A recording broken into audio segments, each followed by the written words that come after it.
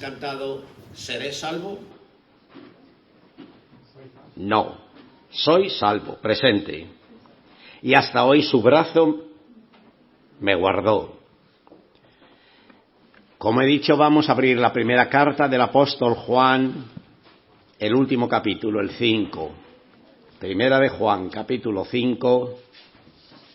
Y vamos a leer los últimos versículos, del 13 al 21. Dice así la palabra del Señor.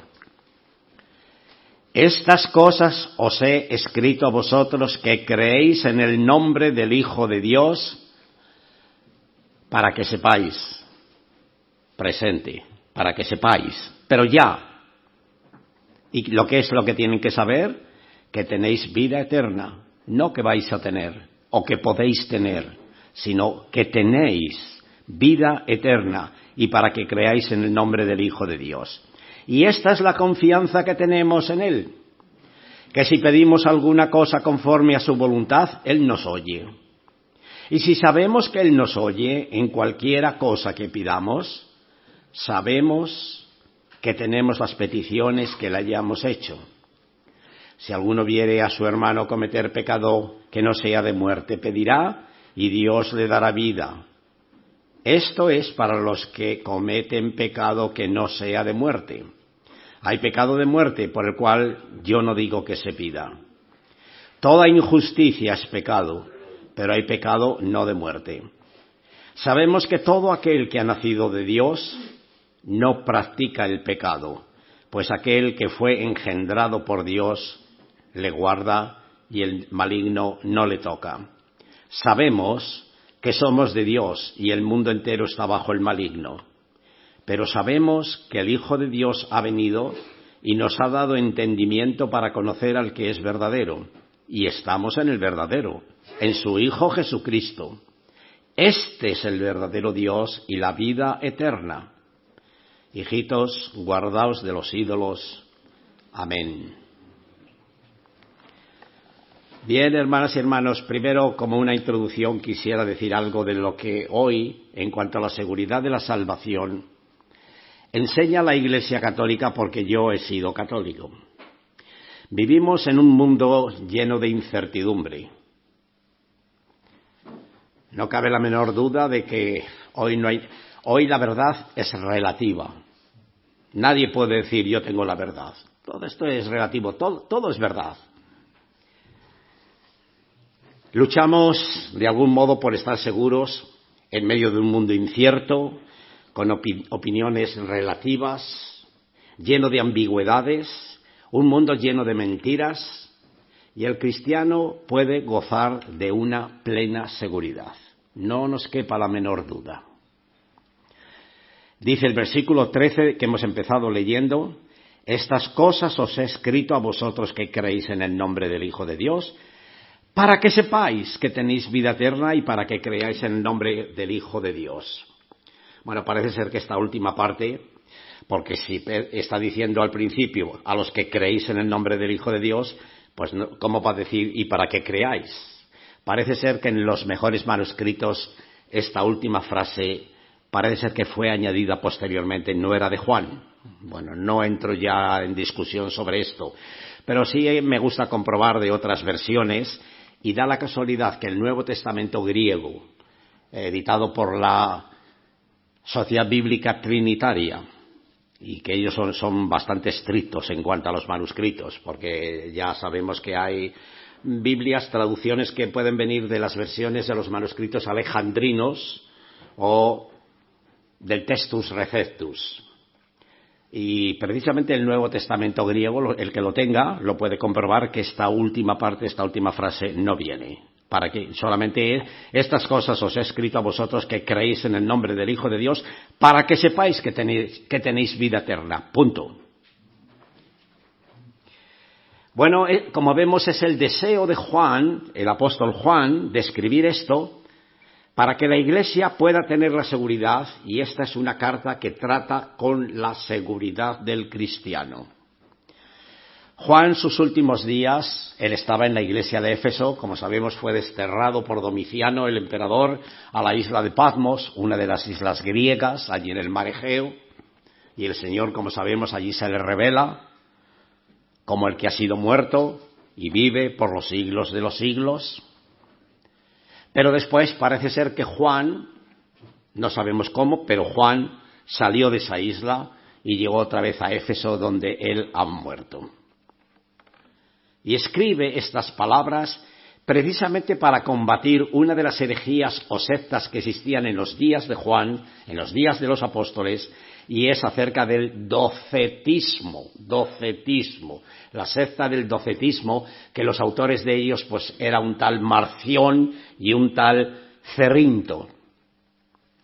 ¿Y qué es el docetismo? Pues el docetismo, que viene del griego dokein, significa parecer. Es decir, en cuanto a Jesús, sí parece una persona, pero no es realmente una persona. Es como, vamos a decir para que me entiendan, como si fuera un fantasma. Tú puedes ver aquí ahora un fantasma, pero no le puedes tocar porque no tiene carne ni huesos, ¿verdad? Y eso es lo que creía el docetismo en cuanto a Jesús.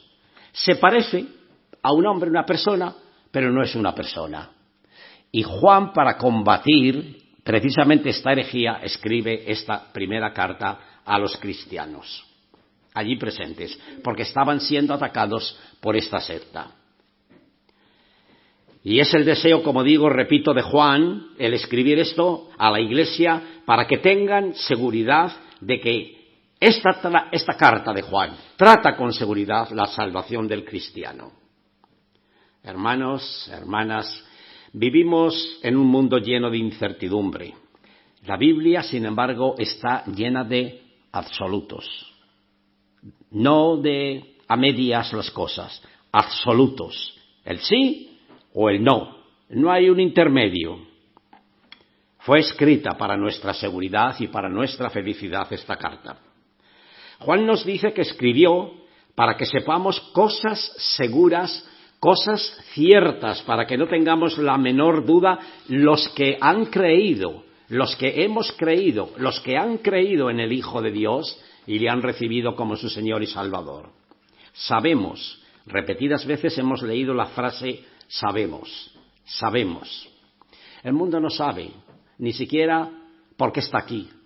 Hay la pregunta siempre que se hacen, bueno, ¿y de dónde venimos y por qué estamos aquí y a dónde vamos? Pero no saben explicarlo, no saben decirlo. El cristiano puede saber de dónde viene y el cristiano puede saber a dónde va. Podemos saber si usted es un verdadero creyente y lo puede saber, según este pasaje que acabamos de leer. Qué gran noticia para una iglesia que había estado asediada por falsos maestros, la de Éfeso.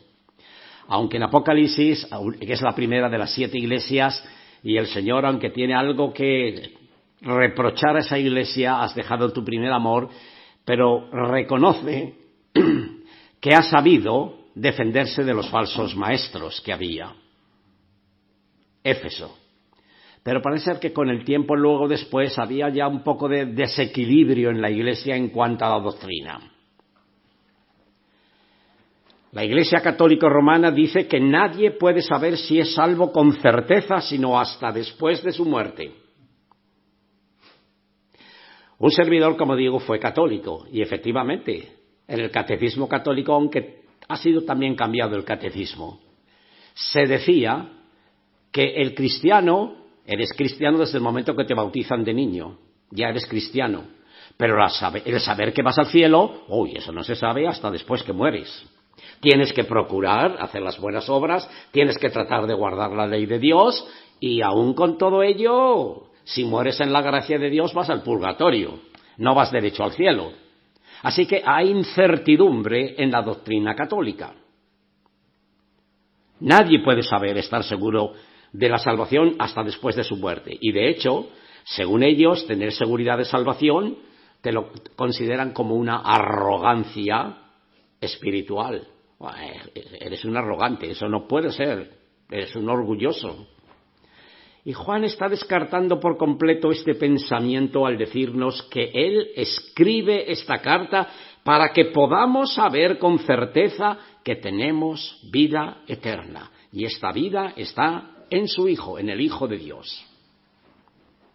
La fe no es una ilusión, hermanas y hermanos. La fe es confianza plena en aquello que Dios nos habla por medio de su palabra. Es una confianza plena en lo que dice la palabra de Dios.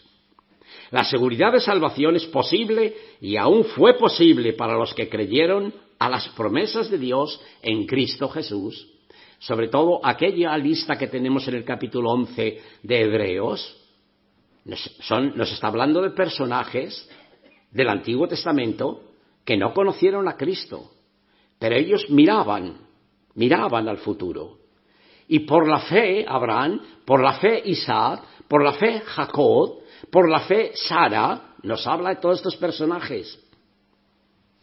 Creyeron, miraban al futuro, pero creían a las promesas de Dios.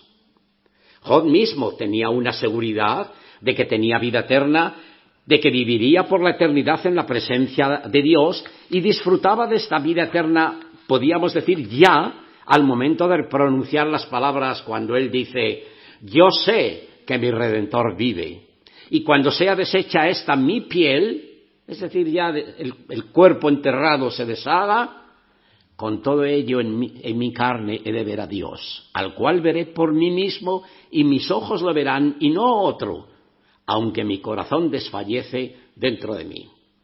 Job tenía esa seguridad. Hermanas y hermanos y amigos, la vida eterna no se trata de una duración de tiempo, es decir, que va a durar, se llama eterna porque es de muy largo tiempo, que va a durar siglos. No es eso lo que quiere decir la vida eterna, sino que se trata de una calidad de vida muy diferente de la vida que tenemos ahora aquí. Es un tipo de vida que disfrutaremos, pero ya podemos empezar a disfrutarla ahora estando aquí, porque tenemos ya vida eterna, y esa vida será en toda su plenitud cuando estemos en la presencia del Señor.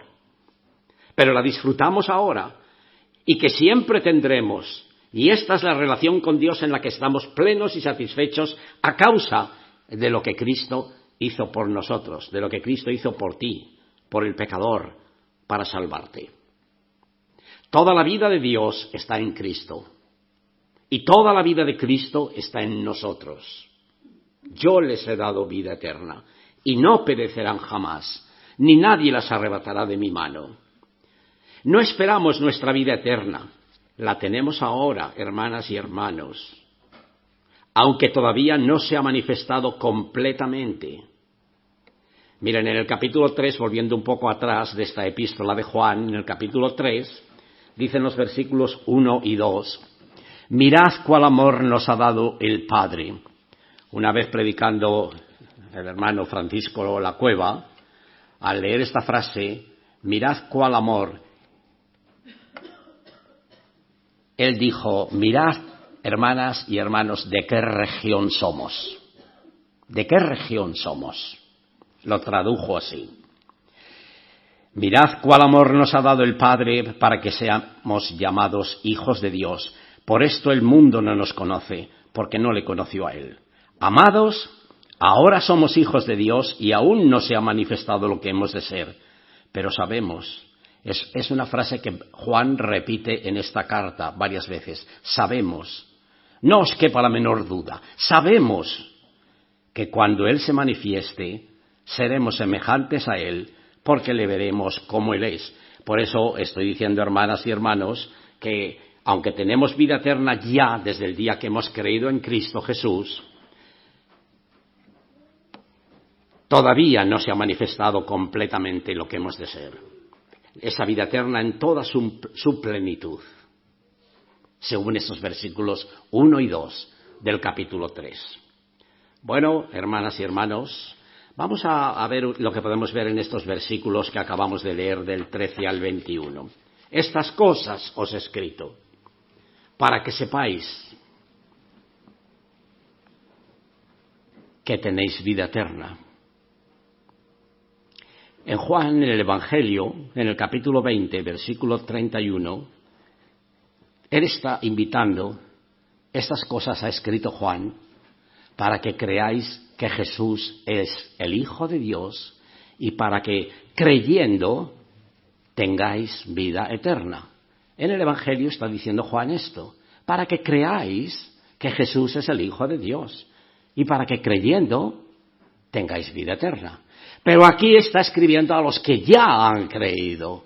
Por eso asegura, sabemos que tenemos vida eterna. Y la vida eterna es una relación viva con una personalidad viva. Y su localización, esta vida está en su Hijo, versículo 11 de este capítulo 5 que no hemos leído, hemos empezado en el 13. Pero en el versículo 11 está diciendo, esta vida está en su Hijo, está en el Hijo de Dios. En los versículos 14 y 15 dice, y esta es la confianza que tenemos en Él, que si pedimos alguna cosa conforme a su voluntad, Él nos oye, Él nos oye. En el capítulo 3 de esta misma epístola, volviendo otra vez al 3, dice el versículo 22, y cualquier cosa que pidiéramos, la recibiremos de Él, porque guardamos sus mandamientos y hacemos las cosas que son agradables delante de Él. Aquí está repitiendo Juan en este capítulo 5 lo que acaba de decir en el capítulo 3, versículo 22. Y ahora, Santiago también nos lleva a este pensamiento en el capítulo 4 de su epístola, Santiago, que cuando pedimos, si queremos recibirlo de Dios, debemos pedirlo conforme a su voluntad. Y él dice, pedís y no recibís porque pedís mal, pedís para vuestros deleites, no estáis pidiendo para lo que es la voluntad de Dios, de cómo debéis de vivir. Y si sabemos, dice ahora el versículo 15, que Él nos oye en cualquier cosa que pidamos, sabemos que tenemos las peticiones que le hayamos hecho. Aquí es el verbo, todo este verbo que se repite tantas veces, el verbo saber, cuando dice sabemos, es eidomen en el original. Sabemos, con certeza, es para los griegos esta palabra es un saber cierto, no es un saber dudoso, sabemos, pero tal vez, quizás, no hay ese quizás. Es una seguridad absoluta cuando los griegos pronuncian esta palabra. Sabemos, oidamen. Si nuestra comunión con Dios es real e íntima, hermanas, hermanos, no tendremos otra voluntad que la de Él, la de Dios, y pediremos lo que Él desea darnos. ¿Qué dice el salmista en el Salmo 37? Vamos a ver, el Salmo 37. Salmo 37, dice el versículo 4, 37:4, deleítate asimismo en el Señor, y Él te concederá las peticiones de tu corazón. Él te concederá lo que pides. Versículo 16. No voy a ser muy largo, podríamos alargarnos bastante sacando más jugo, como yo digo, de cada uno de estos versículos. Pero lo que quiero que en esta tarde quede claro, si hay algún amigo que todavía no tiene la seguridad de la salvación, lo puedes saber con certeza si tú te entregas a Cristo. Juan está escribiendo estas palabras en esta carta para que sepas si eres de Cristo, si le has aceptado como tu Señor y Salvador, si le has pedido perdón de tus pecados, que sepas que tienes vida eterna, no que vas a tener. Allá, cuando mueras, bueno, pues tal vez ya puedes saber allí si vas al cielo o no, cuando lleguen los últimos minutos de tu vida aquí. Eso es lo que ha enseñado hasta ahora la Iglesia Católica. La seguridad de salvación no la puede tener nadie. Y eso me lo han dicho varias personas cuando yo he tratado de hablar del Evangelio con alguien. Bueno, mira, oye, esto no se puede saber ahora, esto ya, cuando llegue la hora de la muerte ya veremos. Esto no se puede saber ahora. Pues sí, hermanas y hermanos, y no es ningún orgullo del cristiano. El orgullo es no creer a lo que dice la palabra de Dios. Pero la plena seguridad de saber que lo que dice la palabra de Dios es verdad y que el que cree en el Hijo tiene, no que tendrá, tiene presente vida eterna, es una verdad, como Cristo es la verdad. Y sus palabras son verdad. Él oró con estas palabras al Padre en ese capítulo 17 de San Juan. Tu palabra es verdad. Yo les he dado tu palabra y ellos la han recibido. Tu palabra es verdad, dijo Jesús al Padre en esa oración. Versículo 16, si alguno viere a su hermano cometer pecado que no sea de muerte, pedirá y Dios le dará vida. Esto es para los que cometen pecado que no sea de muerte. Hay pecado de muerte por el cual yo no digo que se pida. Es un poco difícil este versículo, ¿sí? He tratado de leer algunos de los comentaristas sobre esto y están de acuerdo en que efectivamente es un versículo, una frase un poco difícil. ¿Cómo interpretarla? No es fácil entender esta frase. Pero lo más cercano del texto se puede resumir de esta manera. Un estado de pecado, una actitud de hostilidad o de indiferencia deliberada, un estado cuando la persona está oyendo el Evangelio, lo está rechazando y es duro y una vez y otra vez y rechaza. Es un estado de rebelión, diríamos, de menosprecio, de un corazón soberbio, podríamos llamarlo. Jesús tiene unas palabras en el Mateo capítulo 12,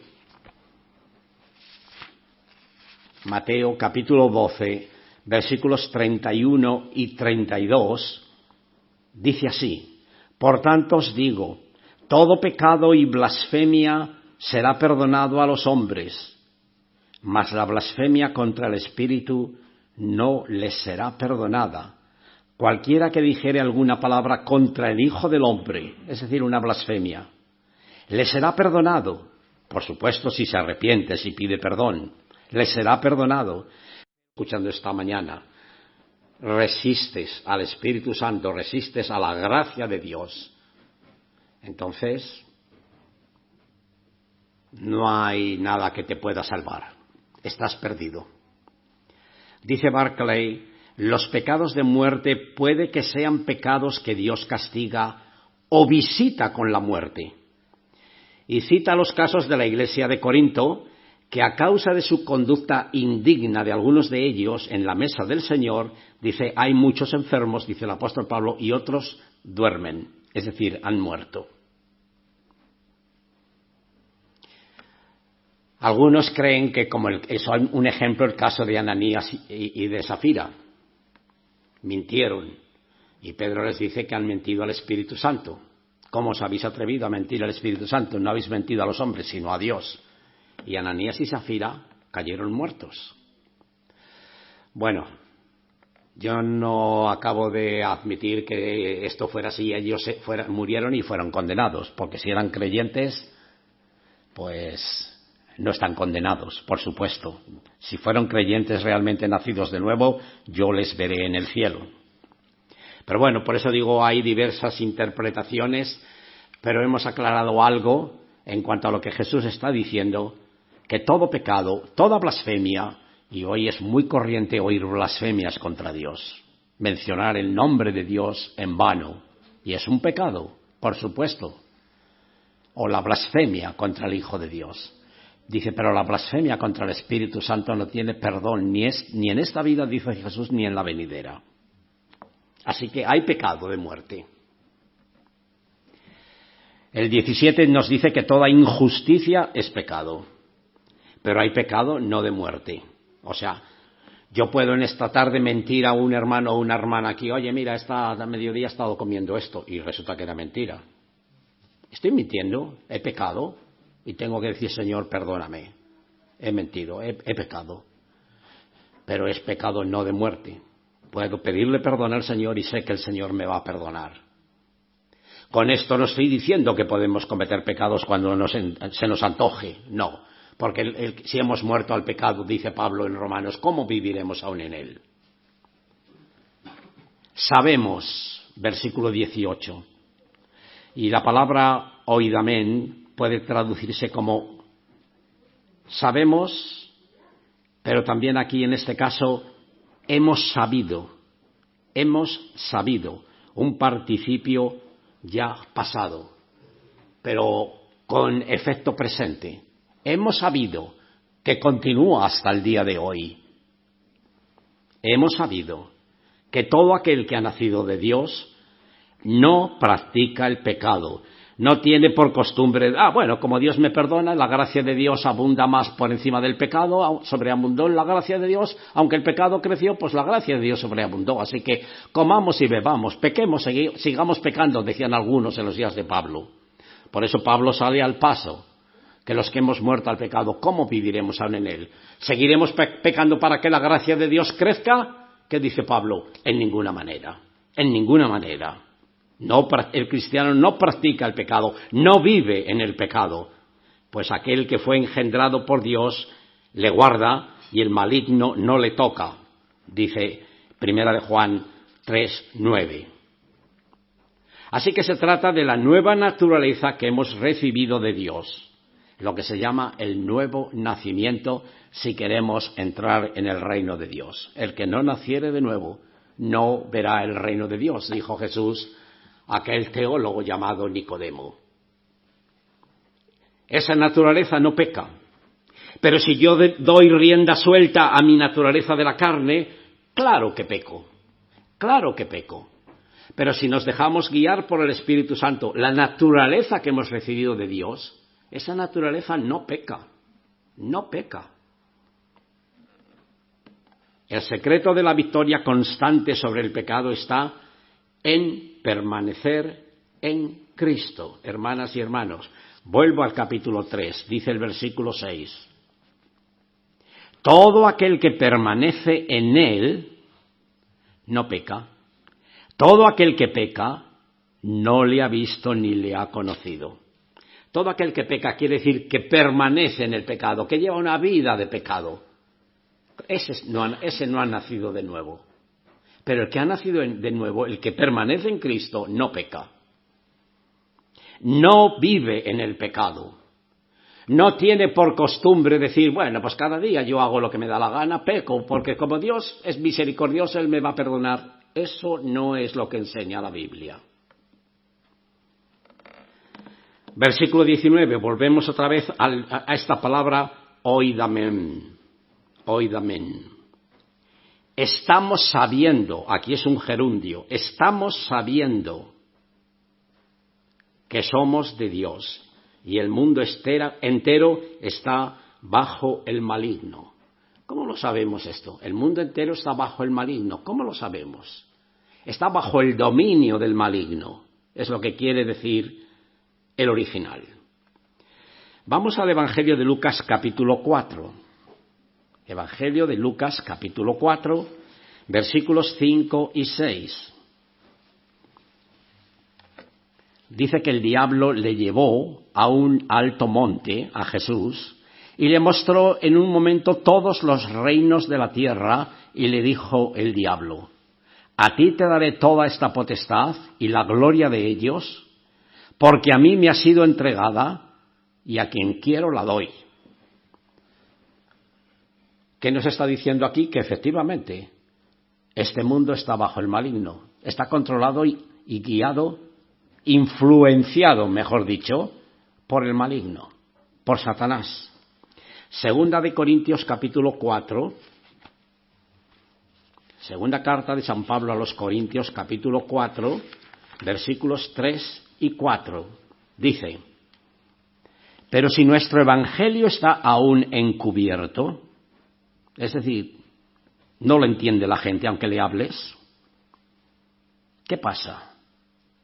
Entre los que se pierden está encubierto, en los cuales el Dios de este siglo, como se le llama también al diablo, a Satanás, el Dios de este siglo, cegó el entendimiento de los incrédulos para que no les resplandezca la luz del Evangelio de la gloria de Cristo, el cual es la imagen de Dios.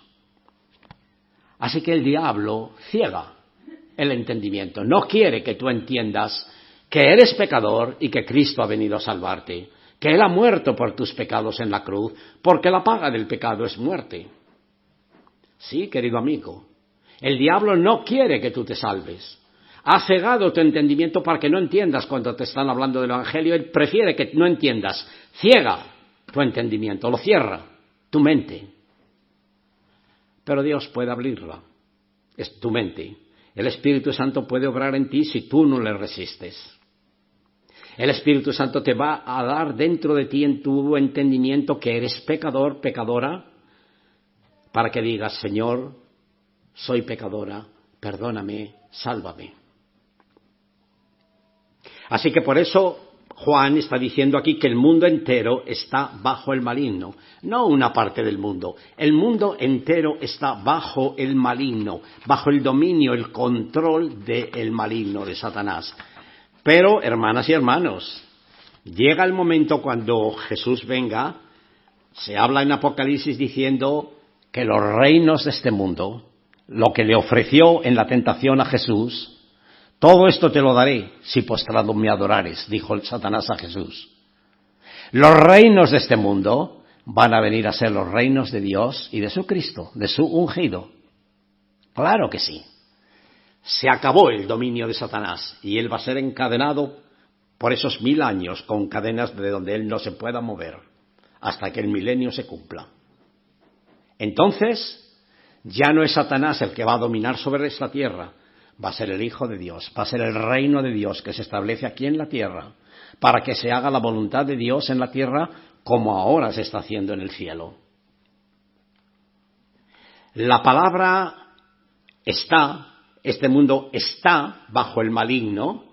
La palabra está en el original es keitai, y la palabra keitai se puede traducir por yacer. Yacer. Es decir, que podríamos leer que el mundo entero yace bajo el maligno. Literalmente quiere decir así, yace durmiendo. Que lo que está comunicando es que están en un estado de inconsciencia. El mundo es inconsciente de la situación en la que vive. En pecado de muerte, en pecado que está de espaldas a Dios, y que su destino es la eternidad de tormento, donde será el lloro y el crujir de dientes. El mundo yace bajo el maligno, está durmiendo, está dormido. Los que somos salvos estamos en las manos del Padre, pero la gran masa de la humanidad está en los brazos de Satanás. Sí, querido amigo, amiga, si todavía no eres de Cristo, date cuenta que la palabra de Dios está hablándonos, o estamos en los brazos del Padre, los brazos de Dios, o estás en los brazos de Satanás. Y Él te está controlando, Él está guiando y dirigiendo tu vida.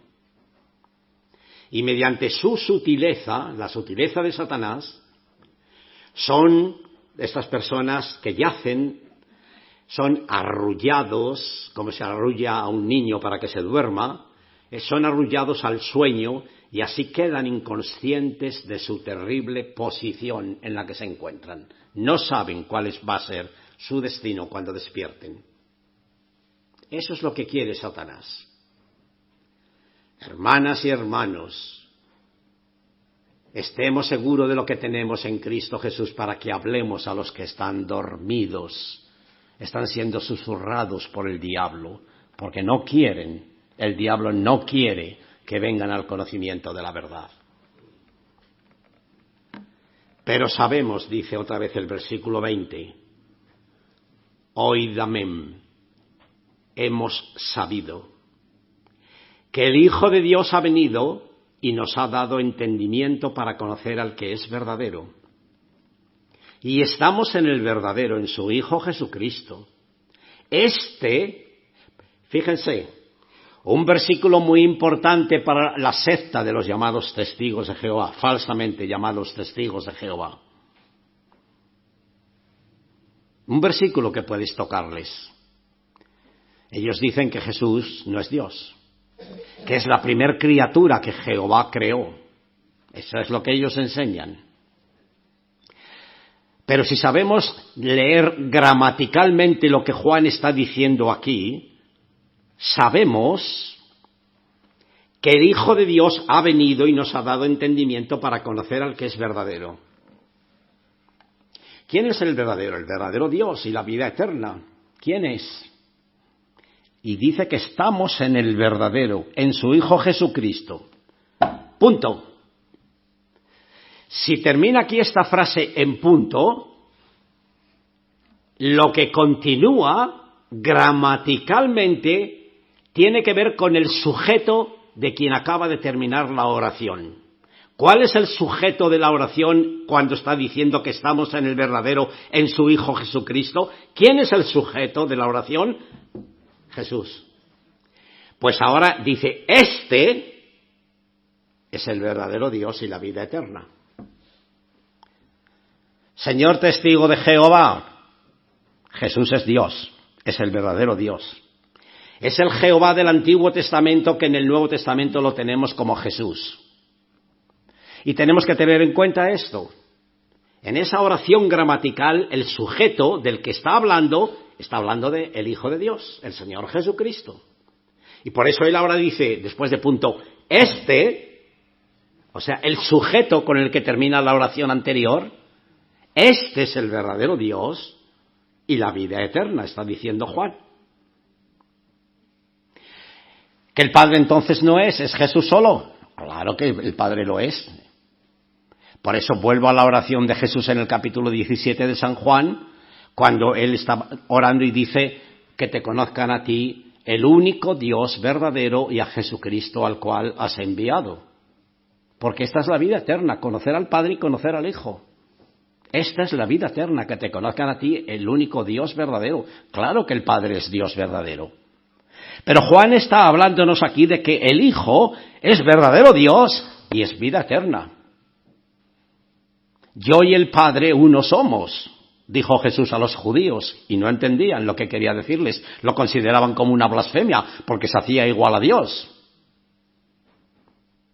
Pero lo que quiero decir en este caso, es importante este versículo para cuando discutes o hablas o te vengan a hablar los llamados testigos de Jehová. Este es el verdadero Dios. Está hablando Juan de Jesucristo, que es el sujeto de la oración anterior que acabamos de leer. Nos ha dado entendimiento para conocer al que es verdadero, está diciendo aquí Juan. Debemos conocerlo, y a la palabra que Juan usa aquí para conocer es la palabra ginosko, el verbo conocer, ginosko en el griego. Habla de conocimiento experimental, hermanas y hermanos, no es un conocimiento intelectual, es algo que en tu vida, cuando eras un pecador sin salvación, sin Cristo, sin Dios, sin esperanza, y esto era un servidor, yo practicando una religión que me habían enseñado, tratando de esforzarme para que un día yo pudiera ir al cielo. Pero hoy, cuando empecé a leer la palabra de Dios y conocí al Cristo de la Biblia, me di cuenta que el Cristo de la Biblia es un Cristo muy diferente del Cristo del catolicismo. Es una creencia espiritual, es una creencia experimental, para que sepamos, es un entendimiento experimental, experimentas que Dios ha cambiado tu vida. Que tu forma de pensar ahora es muy diferente de la de antes cuando no conocías la Biblia, cuando no conocías a Jesús. Es un conocimiento experimental a lo que se llama aquí la palabra ginosko, de ese verbo. Y la palabra que Juan usa aquí para conocer, vuelvo a repetir, es la palabra ginosko, que habla de un conocimiento experimental. Así es como Jesús quiere que le conozcamos a Él y al Padre. Algo que has experimentado en tu vida, que Dios ha cambiado tu vida, que no es la misma de antes. ¿Lo has experimentado? ¿Tienes esa experiencia de que ahora sabes quién es el Hijo de Dios? No se trata de una creencia intelectual. Bueno, sí. ¿Y qué es la fe? Creer en lo que no vimos, enseñaba el catecismo católico. Eso es lo que me decían. Lo que yo leía en el catecismo católico y lo que me decían, bueno, ¿qué es fe? Pues creer en lo que no vimos. Creer en lo que no vemos. Si vamos a la carta a los hebreos, no dice eso. La fe ¿Qué es, según Hebreos 11? Es la sustancia de las cosas que esperamos, la demostración de lo que no se ve. Luego eso es más que creer en lo que no vemos. Es la sustancia, algo que tú mismo ya estás saboreando por medio de la fe. Es pues la fe, la sustancia de las cosas que esperamos o que se esperan, la demostración de lo que no se ve. Es algo más de fe, creer lo que no vimos. Bueno, ¿y qué es lo que no has visto hoy? Entonces tú crees en ello. Es para preguntarle así entonces al católico o a la persona, llámese como se llame, si es católico o no. Hermanas y hermanos, el evangelio que se predica debe ser Jesucristo, su obra en la cruz a favor del pecador. Y que el evangelio te da seguridad del cielo, que la seguridad la puedes saber ahora aquí abajo. Por eso repetidas veces Juan en esta carta corta, una carta corta de 5 capítulos, repite varias veces el verbo saber. Sabemos, eidomai. Sabemos, estamos sabiendo que tenemos vida eterna. Estamos sabiendo que Jesús es el Hijo de Dios. El Señor ha corrido el velo de nuestras mentes que estaba cerrado y cegado por Satanás, para que ahora veamos con claridad a través de la palabra de Dios y la guía del Espíritu Santo que nos guía a toda verdad. Sepamos quiénes somos, en quién hemos creído, no en qué creemos, sino en quién creemos, en quién hemos depositado nuestra confianza, nuestra fe. Ese es el verdadero evangelio que se debe de predicar. La seguridad del pecador cuando acepta a Cristo, cuando se arrepiente y cree en el Hijo de Dios. El evangelio da seguridad. No crea incertidumbre, como crean las religiones. La religión católica crea incertidumbre. Nadie está seguro de ir al cielo, pero la Biblia te dice que sí, que tú puedes saber que vas al cielo cuando partas de este mundo. Si has creído en el Hijo de Dios, si estás unido a Cristo, si Él te ha salvado, si Él es el Señor de tu vida, si Él es tu Salvador. Por último, vamos al último versículo que hemos leído, el 21. Hijitos, Juan llama así a sus hermanos en la fe. Era ya un anciano. Juan fue el último de los apóstoles que quedó, que sobrevivió. Hijitos, guardaos de los ídolos. Amén. Así termina la carta. El enemigo de la comunión con Dios es la idolatría. Amigos, el enemigo de la comunión con Dios es la idolatría. Abrazar a un Dios falso o una idea falsa del Dios verdadero. Y Juan termina correctamente con esta advertencia. Con esta aguda y repentina advertencia, Juan pone el punto final a esta carta. Hijitos, guardaos de los ídolos. Amén. Posiblemente les está exhortando a huir de los pecados inmorales de la ciudad de Éfeso, donde vivían estos cristianos. Éfeso, centro de idolatría, centro de inmoralidad. ¿Y qué pasó si recuerdan, hermanas y hermanos, los que conocen la Biblia, cuando Pablo llega con el Evangelio a Éfeso? ¿Qué ocurría con algunos allí que eran comerciantes de la diosa Diana de los Efesios? Hacían medallas. Hoy hay medallas de la Virgen tal, de la Virgen cual, ¿verdad que sí? Para que te la cuelgues. Ayer sábado, yendo a la casa de nuestro hermano Josué, hay una iglesia, una catedral allí cerca, y había unas monjas en la puerta vendiendo pastas, perronillas, unas pastas que las hacen ellas mismas en los conventos, y eso es muy normal aquí en España, en conventos que hacen ellas pastas y luego las venden. La gente que pasaba compraba esa cajita de pastas, y yo compré una, y la monja me dice, mire, le doy una estampita de la Virgen. Digo, mire, muchas gracias, no, la estampita no la quiero. Pero yo soy cristiano, ¿eh? No crea usted que está hablando aquí con un pagano, con un incrédulo. Yo soy cristiano. Cristo ha perdonado mis pecados. Yo voy al cielo. Estoy seguro de esa salvación. Le estaba dando testimonio, no estaba rebatiendo nada del catolicismo. No era momento para ello. Pero yo le estaba diciendo, mire, yo, aunque no le acepto esta imagen, yo creo en María y María la veré en el cielo porque yo voy al cielo. María está en el cielo y yo la veré. Soy cristiano, el Señor ha perdonado mis pecados. Mi ciudadanía es en los cielos de donde yo espero al Salvador. La monja estaba así toda ella seria oyéndome. No fui largo en el mensaje. Y yo dije, con pocas palabras al buen entendedor le bastan, ¿verdad? Ojalá que esa monja reflexione de lo que le dije y crea que efectivamente la seguridad de que está en Cristo, no en esa estampita de la Virgen. Posiblemente Juan aquí les está exhortando a los cristianos de Éfeso, como digo, de esos pecados inmorales que había en la ciudad de Éfeso y el culto pagano a la diosa Diana de los efesios. ¿Y recordáis aquello de los plateros que hacían esas medallas de la diosa Diana? Y claro, como Pablo predicó el Evangelio y muchos se convirtieron, ¿qué pasaba? Pues que se les acababa el negocio a los que vendían las estampitas o las medallas de la diosa Diana, ¿verdad? Se les acababa el negocio y eso no les interesaba. Claro, como no interesa tampoco a la Iglesia Católica que se les acabe el negocio de las estampitas, las medallas. Se trata aquí, hermanas y hermanos, de separación. Lo que Juan está queriendo decir con este versículo. Y según las Escrituras hay una doble separación. Según lo que podemos aprender por la palabra de Dios, hay una doble separación. Primero, una separación de todo aquello que es contrario a la mente de Dios. Y segundo, una separación para o hacia Dios mismo. Una separación para Dios.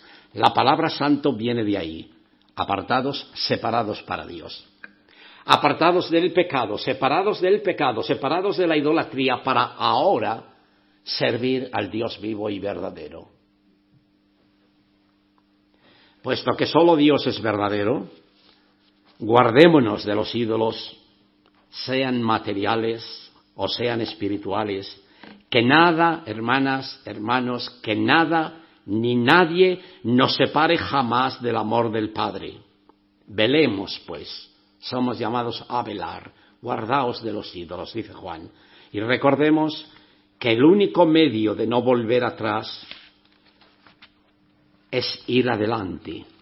Es ir adelante, como dice la carta de Pedro en el capítulo 3, la segunda carta, crecer en la gracia y el conocimiento de nuestro Señor y Salvador Jesucristo. Cada día podemos ir creciendo en esa gracia y en el conocimiento de Dios, en el conocimiento de Cristo, hasta que Él venga.